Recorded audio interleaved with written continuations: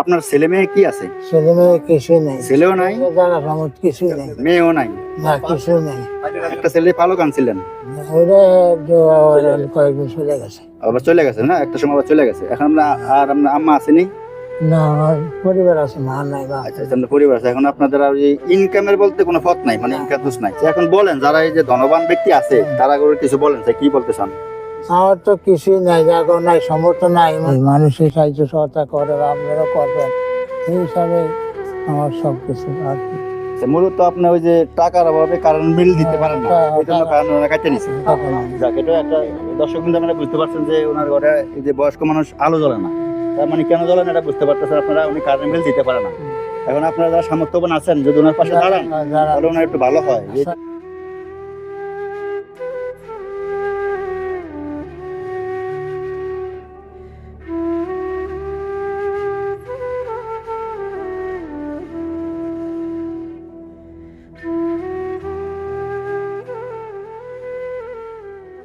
বিসমিল্লাহির রহমানির রহিম।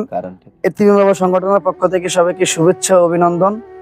আজকে আমরা এসেছি এতিম বাবা সংগঠনের পক্ষ থেকে,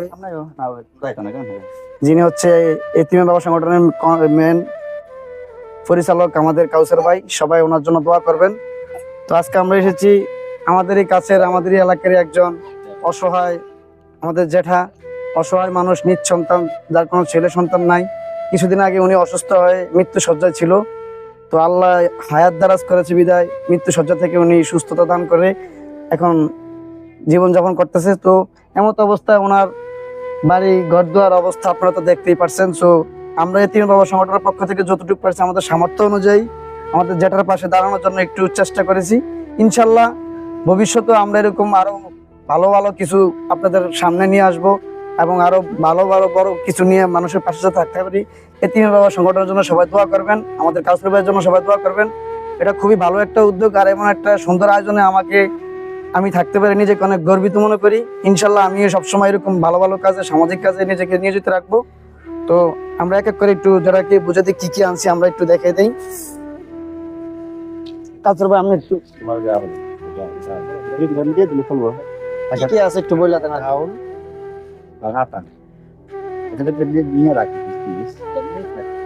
হ্যাঁ, আমরা হ্যাঁ বুঝাতে এখানে রাখো। এটা তো হচ্ছে চাউল, চাউল, হ্যাঁ, আলু, এটা তো আছে পেঁয়াজ, আর হলো তেল, এটা তেল আছে, আর হলো যে পেঁয়াজ আছে, দেখা যাবে। আর হলো যে এখানে একটা মুরগি আছে। আমরা সামর্থ্য অনুযায়ী ইনশাল্লাহ আমরা আমাদের সামর্থ্য অনুযায়ী যতটুকু পারছি যারা পাশে দাঁড়াইছি, ইনশাল্লাহ আমি আমাদের তরুণ প্রজন্ম ভাইদেরকে যে এরকম আরো কিছু কথা বলবো, যে যাতে এরকম প্রত্যেকটা সমাজে, প্রত্যেকটা গ্রামে, প্রত্যেকটা এলাকায় এরকম অসহায় মানুষের পাশে ইয়াং প্রজন্ম, তরুণ প্রজন্ম ভাইগুলা ছুটে চলে যায়।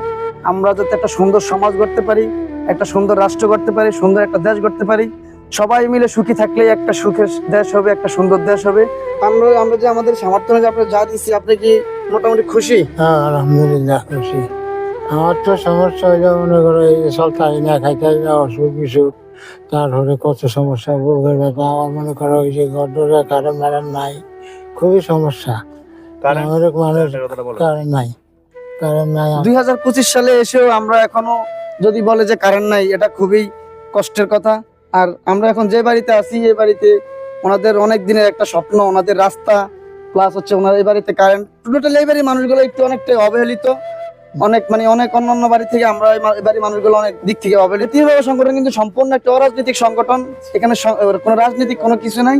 আপনারা যে যেভাবে পারেন এখানে হচ্ছে আপনারা ডোনেট করতে পারবেন।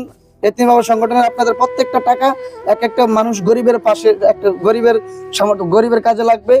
তো আমরা যাতে সামনে যাওয়ার জন্য আরো কিছু ভালো কিছু করতে পারি, সেই অনুযায়ী আপনারা সব আমাদের জন্য দোয়া করবেন। আর আমাদের কাসুর ভাই কিছু বলেন। আরেকটা বলি, হ্যাঁ, এখন ওই যে ব্যাপারটা হলো কারেন্ট নাই বলছিল, যেটা ওটা হলো কারেন্ট ছিল, এখন তবু উনি আর্থিক অবস্থা খারাপ দেখে কারেন্ট বিল চালাতে পারে না, এই জন্য সরকার দায়িত্ব পালন করছে, কারেন্ট নিয়ে গেছে।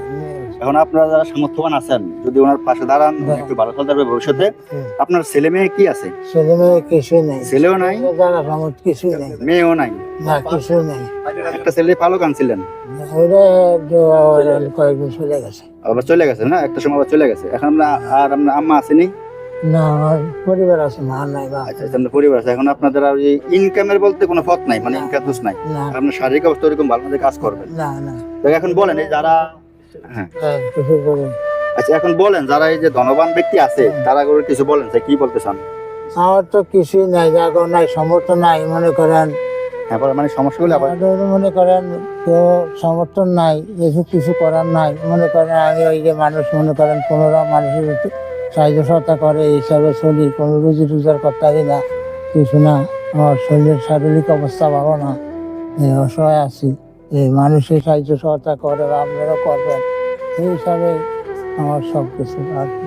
আচ্ছা, মূলত আপনি ওই যে টাকার অভাবে কারেন্ট বিল দিতে পারেন না, এই জন্য কারেন্ট ওনারা কাটতে নিচ্ছে। যাক, এটা একটা দর্শক কিন্তু আপনারা বুঝতে পারছেন যে ওনার ঘরে এই যে বয়স্ক মানুষ আলো জ্বলে না, তার মানে কেন জ্বলে না এটা বুঝতে পারতেছেন আপনারা, উনি কারেন্ট বিল দিতে পারে না।